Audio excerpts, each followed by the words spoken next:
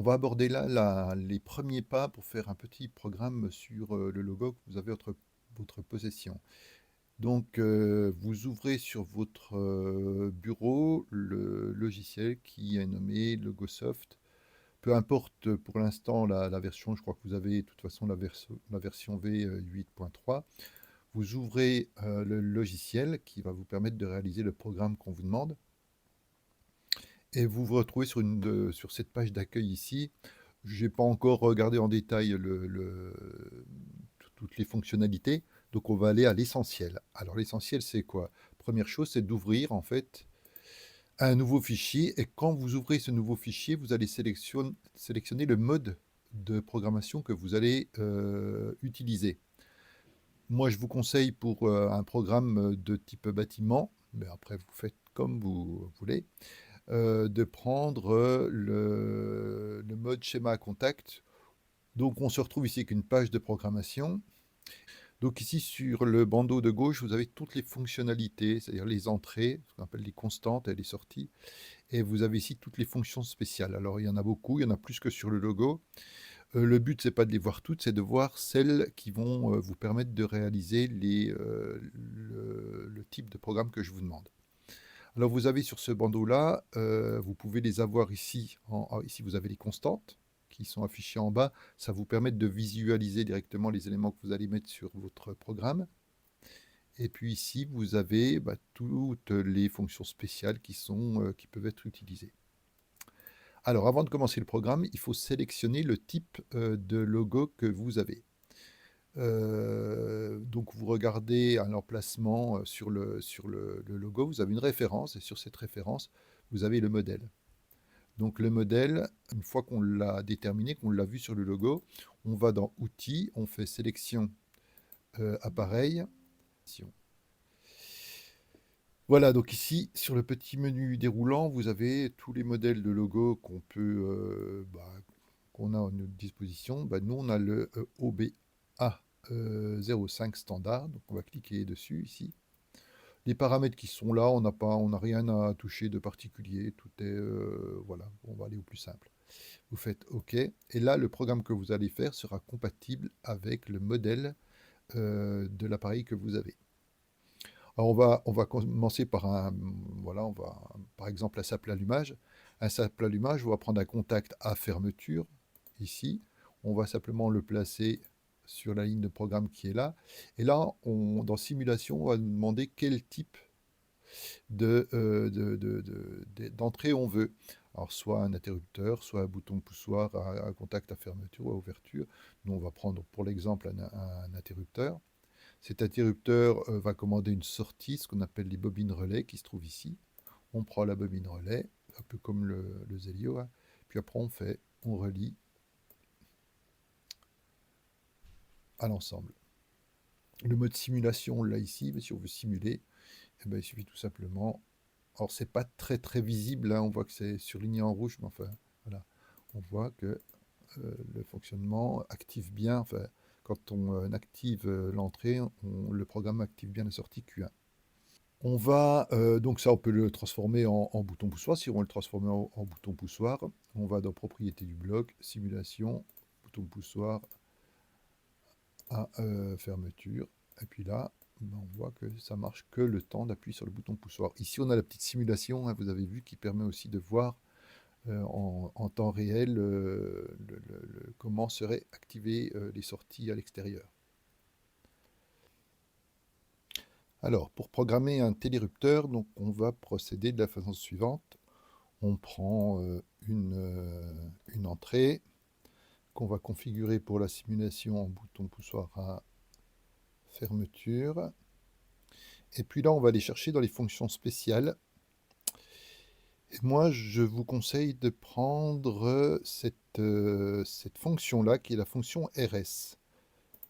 Voilà, on va la positionner ici. Et dans cette fonction RS, en fait, cette fonction RS va être commandée par l'entrée 1 sur l'entrée qui s'appelle trigger ici, TRH.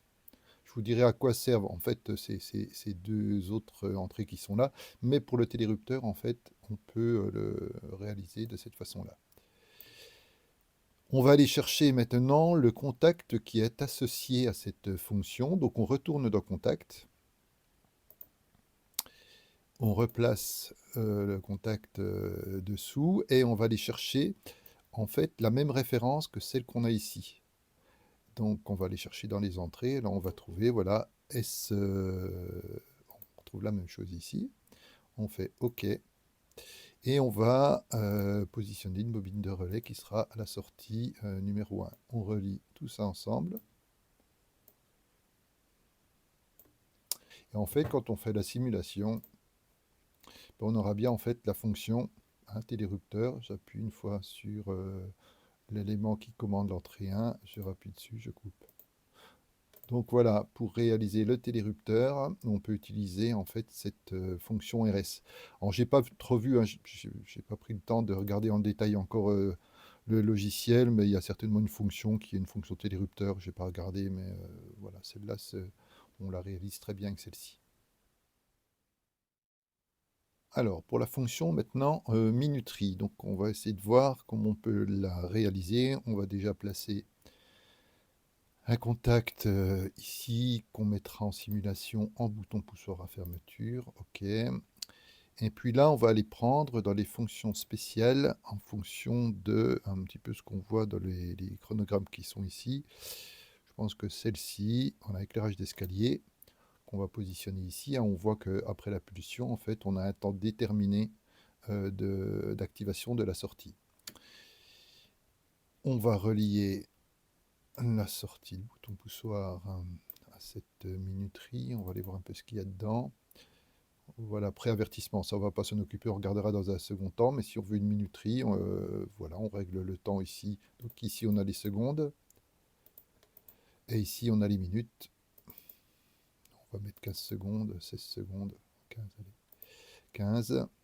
Voilà, on fait OK. Et là, on va faire comme pour le télérupteur, on va aller chercher, on va placer une entrée, et on va aller chercher en fait le contact T001. Donc, on va se balader ici, voilà, on retrouve le contact associé à la minuterie. On lui met une bobine en sortie, c'est-à-dire la sortie, on va l'appeler QA aussi. Voilà, on l'a réglé sur 15 secondes, donc logiquement, si on fait un autre essai, on active euh, la sortie, voilà, et on a en fait le déroulement. Ici, on voit les secondes qui défilent, donc on voit que la sortie est active pendant le temps, les 15 secondes qu'on a réglées au préalable. Donc voilà une façon de faire une minuterie. Il y en a peut-être d'autres avec les fonctions spéciales, mais avec celle-là, ça marche très bien.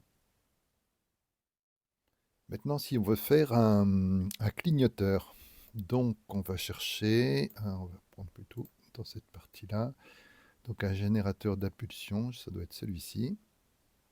Voilà, générateur d'impulsion asynchrone. Donc on va le positionner là, on va voir comment on peut le configurer. On va mettre une entrée, cette fois-ci l'entrée, on va la mettre, pour la simulation, on va la mettre en interrupteur. Parce qu'en fait, la génération du clignotement, je vais la faire en fonction de la position de l'interrupteur. Quand il est sur 1, on va clignoter, sur 0, on arrête les clignotements. Donc toujours le même principe, on vient lui associer un contact qu'on appellera T001, voilà, et on va raccorder à une sortie relais. On va donc regarder la configuration donc, du générateur d'impulsion. Alors ici, on a le temps, la durée pendant le temps haut, time high, et puis la durée d'impulsion pendant le temps bas, donc le time là-haut. Seconde, on va mettre 2 secondes d'allumage et 1 seconde d'extinction. On fait OK. Et on va regarder si tout fonctionne normalement. Voilà, on a bien le défilement ici, donc on voit les temps qu'on a réglés. Donc 2 secondes, hein, on voit 2 secondes la sortie Q1 qui est activée, 1 seconde où elle est désactivée. Donc on a bien clignoteur. Donc là, on va aborder la fonction comptage qui est aussi très intéressante. Pour ça, on va la sélectionner sur le petit bandeau de bas de page qui doit être voilà, compteur, décompteur. On vient positionner le compteur qui a 3 broches, une notée R qui veut dire reset, une broche sur laquelle on va faire rentrer les événements qu'on doit compter, et puis la troisième broche qui va permettre de décider du comptage ou du décomptage.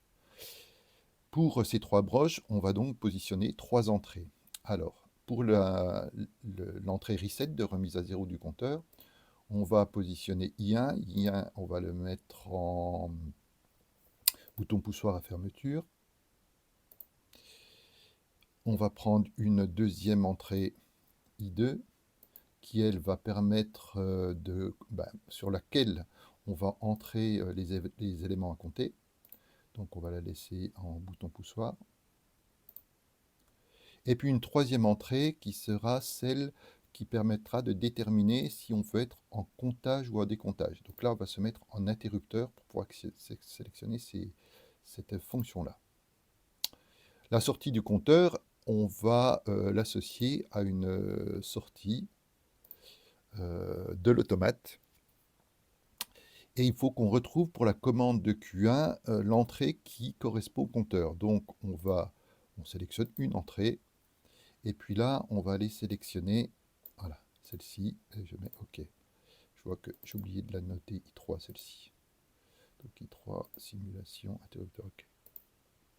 Alors, pour ne pas s'y perdre, quand on a plusieurs entrées comme ça, ben on peut mettre des commentaires sur chacune des fonctions qu'on a placées sur le programme.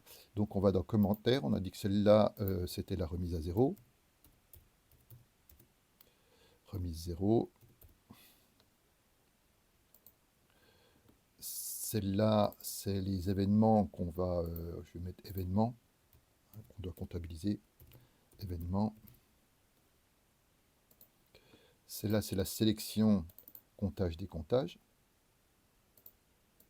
Je vais mettre que select comptage ou décomptage. Voilà, et puis la sortie, voilà, vous avez compris le principe des commentaires. Il ne me reste plus qu'à raccorder tout ça. Donc ma remise à zéro va venir sur l'entrée reset. Mon compteur d'événements, celle qui est la plus importante, je vais la mettre sur CNT. Et puis la sélection du comptage ou du décomptage va rentrer sur la borne 3. Je relie ma sortie et je configure mon compteur. Allumé. Donc ça veut dire qu'au bout de, par exemple, 10 événements sur l'entrée I2, je souhaite, c'est marqué allumé, mais c'est plus activer la sortie. Donc je mets 10 entrées, je vais activer la sortie.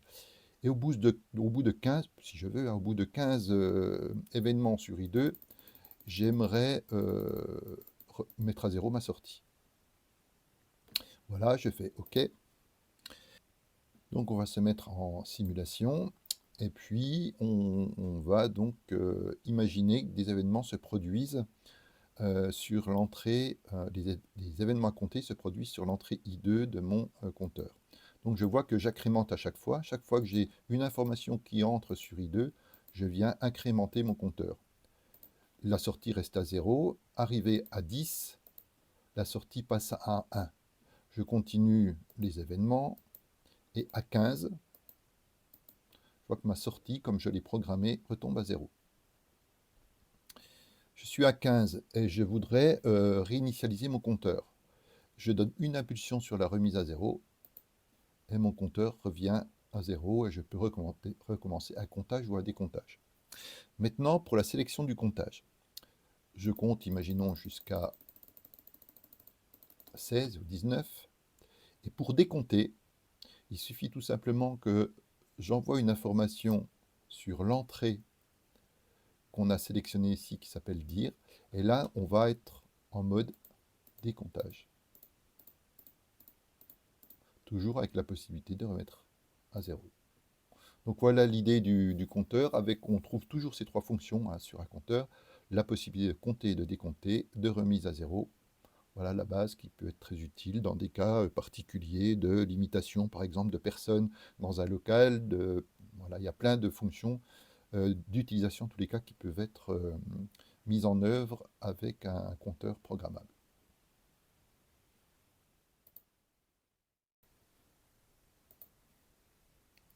Et enfin, pour transférer un programme, ouais, c'est exactement le même principe que sur un Zelio ou n'importe quel automate, hein.